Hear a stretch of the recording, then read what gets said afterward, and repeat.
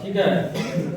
हम लगभग में सभी लोग इनको जानते हैं, क्योंकि जानने का मकसद क्या है कि ऐसा इनका महत्वाकांक्षा ही था अंतर्राष्ट्रीय स्तर पर, जिसे दुनिया जानती है। भारत के तो लोग की बात को छोड़ दीजिए, दुनिया के अलग अलग कंट्री में इसको पूजा जाता है, क्योंकि इनका इतिहास पढ़ते हैं। अमेरिका का भी स्टूडेंट, विदेश में भी, इराक, ईरान, जितना वर्ल्ड में जितनी देश है, वर्ल्ड हिस्ट्री में इसका चर्चा होता है। इसलिए कि हमारे देश के ऐसे नायकों में से एक है जिसके लिए दुनिया तरसती थी अपनी स्वतंत्रता के लिए।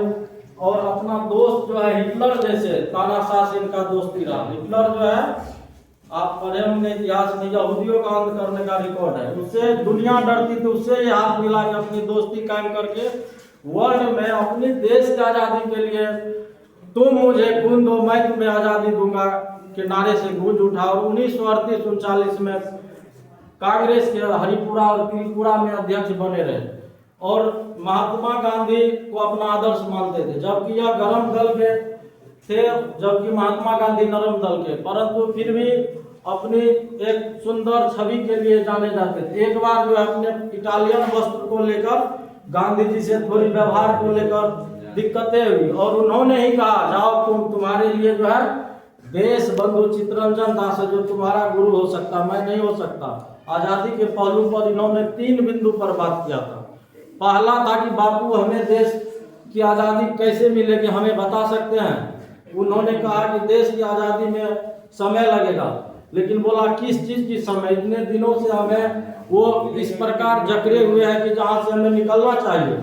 उन्होंने कहा यहाँ जब हम बड़ी संख्या में अगर अपना यूनिटी बनाएंगे तब होगा। तो बोला कैसे, बोला हम आज़ादी मांगेंगे, अगर नहीं दिया तो उन्होंने कहा अगर नहीं दिया तो हम उससे छीनेंगे। ये गांधी जी का सवाल नहीं था, महात्मा गांधी इसको बरगला रहे थे कि हम उससे जो है अपनी, अगर हमें आज़ादी के लिए अगर प्रयास करेंगे तो वो हमको क्या करेंगे, अगर एक गाल देंगे तो दूसरा गाल भी बढ़ा देंगे, मारेंगे। कौन बोला था ये? गांधी जी का ऐसा सिस्टम ही था कि वो भीख मांगने की राजनीतिक थी, लेकिन सुभाष चंद्र बोस का छीनने की आज़ादी थी। ईंट का जवाब पत्थर से देना चाहते थे। तो गांधी जी का कहना था कि अगर अंग्रेज हमको इस गाल पर मारेंगे तो मैं दूसरा गाल पर नहीं मारने दूंगा।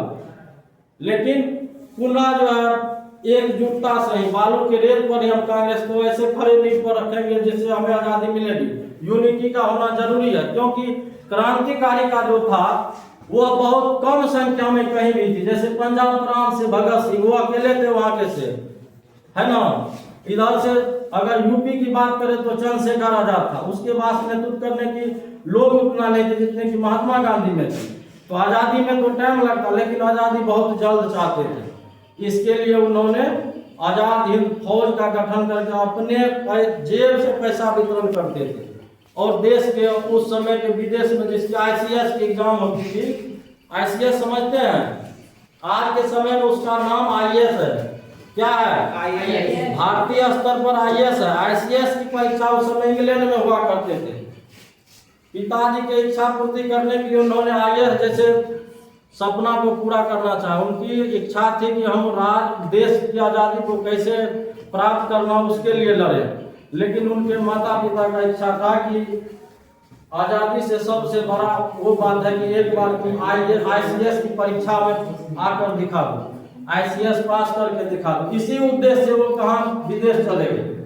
विदेश में भी क्या किए, वहाँ भी जो नौजवान भारत के विदेश में तैयारी करे थे, अब जैसे दिल्ली में अभी IAS की परीक्षा दिल्ली में बढ़िया से तैयारी करके बढ़िया हो सकता है। हालांकि प्रत्येक राज्य में एक सेंटर होता है जो BA करने के बाद होता है। तो ICS बनने के लिए वहाँ जो है प्रयास को बहुत भारतीय लोग भी कर रहे थे, क्योंकि वो ICS की परीक्षा जो थी उस समय, जिस समय हमारा देश अंग्रेज की गुलामी में था, उस समय वर्ल्ड लेवल पर होता था ICS की एग्जाम। समझ रहे हैं, DM जिसको बोलते हैं। इसलिए तो वहाँ विदेश में जैसे वो गए तैयारी करने, तो वहाँ जो है कुछ लफवा किस्म के भी भारतीय थे। लफवा किस्म का मतलब कि अपने माता पिता के अरमानों पर पानी फेरने वाला। क्यों? यहाँ तो बड़े बड़े जमींदार के बेटे वहाँ गए, लेकिन वहाँ क्या करता था, फिल्में देखता था, अलग अलग घूमते फिरते थे, लेकिन ICS की तैयारी नहीं करते थे। वहां भी उन्होंने यूनिटी बनाया। सबके डेरा पर जाकर उन्होंने बोला कि हमारा देश अंग्रेजों का गुलामी में है, यहाँ तुमको अपने पिताजी बड़े अरमानों से भेजा है पढ़ाई करने के लिए, ICS के एग्जाम पर निकालने के लिए आप ऐश कर रहे हो।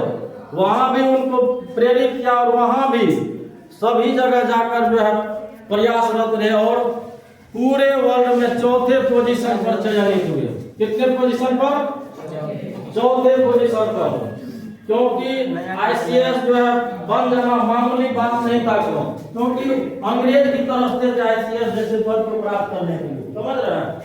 परंतु फिर भी बोला कि भारतीय वहां जब उसका जब होने वाला था नियुक्तियां, तो उस समय चौथे पोजीशन पर चयन होने के कारण माइक पर उन्होंने बोला कि भारतीय मूल के सुभाष चंद्र अपना आए और अपना कुछ बताए कि नहीं लेटर लेने का क्या रीजन है।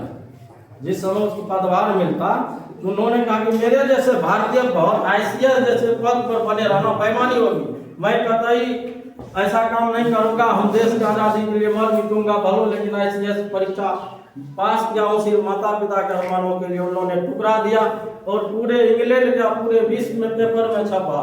बंगाल गजट एक 1780 में जो JK हिकी उसका निर्माता था, उसमें छपा, पुरानी पत्रिका है वो, उसमें छपा। महात्मा गांधी के लिए परिचय का मोहताज नहीं बना। महात्मा गांधी समझ गए ये कैसा शख्स है। तो हालांकि जिस पर हम टॉपिक बताने जा रहा हूँ थोड़ा सा संक्षिप्त परिचय कर दूं। 23 जनवरी 1897 को सुभाष चंद्र बोस का जन्म हुआ। कहाँ? तो कलकत्ता के शहर में। और उनके पिता का नाम जानकीनाथ बोस, जो कलकत्ता के वरिष्ठ वकील थे उस समय, जिस समय हमारा देश अंग्रेजों की गुलामी की दास्ता में थी।